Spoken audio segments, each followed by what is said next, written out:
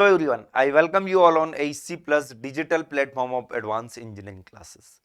तो एक बहुत ही अच्छी वैकेंसी रिलीज होने वाली है हम सभी एमपी के स्टूडेंट्स के लिए, that is MP ITI TO training officer. तो इस वैकेंसी से रिलेटेड आपके मन में कई सवाल से हैं, काफी स्टूडेंट्स के मन में ये सवाल है कि सर लगभग कितनी वैकेंसीज हो सकती हैं और कौन कौन से ट्रेड के लिए वैकेंसी रिलीज हो सकती है, और कंप्लीट एलिजिबिलिटी से भी रिलेटेड काफी डाउट्स है कई स्टूडेंट के मन में। तो इस सेशन के अंदर हम इन तीनों पॉइंट पर डिटेल में डिस्कशन करने वाले हैं और जिससे आपको सारे आपके डाउट्स क्लियर हो जाएंगे। तो अभी मैं आपको यहां पर बताना चाहूंगा कि जो लास्ट टाइम ये वैकेंसी आई थी 2022 में, तो यहां पर टोटल नंबर ऑफ वैकेंसी जो है वो थी 305। और आपको मैं बताना चाहूंगा कि देखिए एमपी में 20% सीटें जो होती है वो संविदा कर्मचारियों के लिए रिजर्व होती है। तो ये 305 जो वैकेंसी थी इसमें 61 सीटें जो है ये 20% के लगभग होगी। तो ये रिजर्व थी संविदा कर्मचारियों के लिए, और बाकी 244 वैकेंसी जो है ये ओपन के लिए, सीधी भर्ती जिसे हम बोलते हैं। तो ये 300 सीटें जो रिलीज हुई थी इस समय की अगर हम बात करें तो माना जा रहा था कि ये वैकेंसी जो है ये काफी ज्यादा होगी, मतलब ये माना जा रहा था कि ये वैकेंसी जो है लगभग 600 प्लस हो सकती है। बट रिलीज कितनी हुई थी, लगभग क्या 305 वैकेंसी रिलीज हुई थी। तो देखिए यहां पर अगर हम देखें तो यहां पर अभी भी वो जो सीन था 600 प्लस वैकेंसी का, उसमें से भी आधी ही रिलीज हो पाई थी। तो यहां पर अभी भी 300 वैकेंसी तो पुरानी ही बाकी है। अब ये 22 की बात है, इसके अलावा रिटायरमेंट भी हुए हैं। अभी आप लोगों ने देखा होगा कि MP government, not only MP government, her state की गवर्नमेंट, सेंट्रल गवर्नमेंट, ये जो कौशल विकास से रिलेटेड जितनी भी स्कीम्स हैं, आईटीआई से रिलेटेड जितनी भी स्कीम्स है, इन पर काफी ज्यादा वर्क करी। तो इससे पहले भी एमपी में आईटीआई कॉलेज के लिए प्रिंसिपल, डिप्टी डायरेक्टर, डायरेक्टर का रिक्रूटमेंट हुआ है पीएससी के द्वारा। तो डेफिनेटली सरकार जो है इस पर काम कर रही है, इस पर फोकस है सरकार का। स्किल डेवलपमेंट का ये एक बहुत ही इंपॉर्टेंट पार्ट है। तो इस समय जो रिक्वायरमेंट है वो डेफिनेटली इससे भी कहीं ज्यादा है। तो मे भी हो सकता है कि आपको इससे भी कहीं ज्यादा वैकेंसीज देखने को मिले, बट अगर हम बात करें तो लगभग इतनी वैकेंसी तो आपको एटलीस्ट देखने को मिलेगी इस बार जो एग्जाम होगी उसके अंदर। तो वैकेंसी बम्पर आने वाली है, निश्चिंत रहिए आप लोग, आपकी प्रिपरेशन को कंटिन्यू रखिए।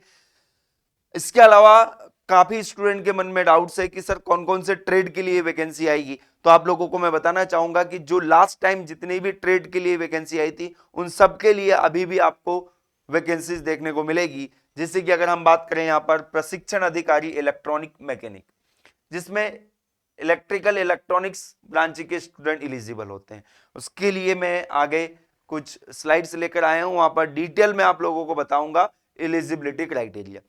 इसके अलावा डीजल मैकेनिक, मैकेनिकल वालों के लिए आरएससी, मैकेनिकल वालों के लिए प्रशिक्षण अधिकारी ड्राफ्टमैन मैकेनिकल, इसी तरह से सिविल, इसी तरह से इलेक्ट्रिकल। इसके अलावा कोपा कंप्यूटर ऑपरेटर की भी वैकेंसी डेफिनेटली आपको देखने को मिलेगी।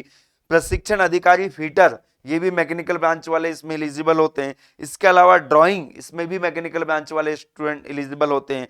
और इसके अलावा स्टेनो की भी आपको डेफिनेटली कुछ ना कुछ वैकेंसीज देखने को मिलेगी। हर ट्रेड में आपको वैकेंसी देखने को मिलेगी, ये श्योर है। अब हम बात करते हैं यहां पर ट्रेड वाइज शैक्षणिक योग्यता। तो देखिए सबसे पहले मैं बात करता हूं यहां पर इलेक्ट्रॉनिक मैकेनिक की।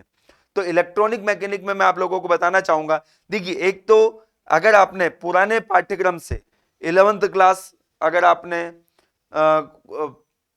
उत्तीर्ण की हुई है, इसके अलावा आपके पास एआईसीटी के द्वारा आईटीआई या एनएससी, या ये यहां पर दो सर्टिफिकेट होते हैं, एनसीवीटी और एसवीटी। तो ये सर्टिफिकेट अगर आपके पास है तो you are eligible for this post. इसके अलावा अगर मैं बात करूं जिन्होंने इंजीनियरिंग डिप्लोमा किया है, तो इंजीनियरिंग के खासकर स्टूडेंट के लिए मैं बताना चाहूंगा कि देखिए इस वैकेंसी के लिए यहां पर आप देख सकते हो clear cut electronics and telecommunication, electronics and telecommunication, EC branch के स्टूडेंट इस वैकेंसी के लिए एलिजिबल है। इसके अलावा इलेक्ट्रॉनिक्स एंड कंट्रोल सिस्टम, ये भी ईसी ब्रांच के स्टूडेंट ही होंगे। Electronics science and engineering, electronics and communication, electronics instrumentation and control, electronics and instrumentation, electronics and telecommunication से इंजीनियरिंग टेक्नोलॉजी में स्नातक उपाधि अथवा पॉलिटेक्निक से डिप्लोमा। इलेक्ट्रॉनिक्स में अगर आपका डिप्लोमा है या फिर आपका ग्रेजुएशन है तो ध्यान रखें इलेक्ट्रॉनिक मैकेनिक के लिए इलेक्ट्रॉनिक्स ब्रांच के स्टूडेंट एलिजिबल होंगे। इसके अलावा अगर हम बात करें यहां पर तो डीजल मैकेनिक के लिए मैं आप लोगों को बताना चाहूंगा, जो कि काफी स्टूडेंट को डाउट है इसमें। देखिए यहां पर नो डाउट मैकेनिकल इंजीनियरिंग के ब्रांच इसमें एलिजिबल होंगे, स्टूडेंट एलिजिबल होंगे।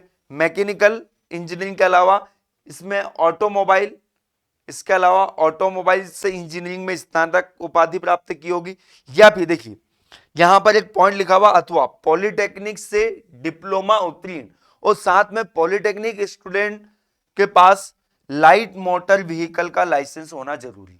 देखिए इंजीनियरिंग ग्रेजुएट के लिए ये लाइसेंस कंपलसरी नहीं है, बट ध्यान रखें पॉलिटेक्निक के स्टूडेंट के लिए लाइसेंस जो है ये कंपलसरी। बाकी अगर आपने आईटीआई अगर आपने किया है तो आप निश्चिंत रहे, आप एलिजिबल हैं।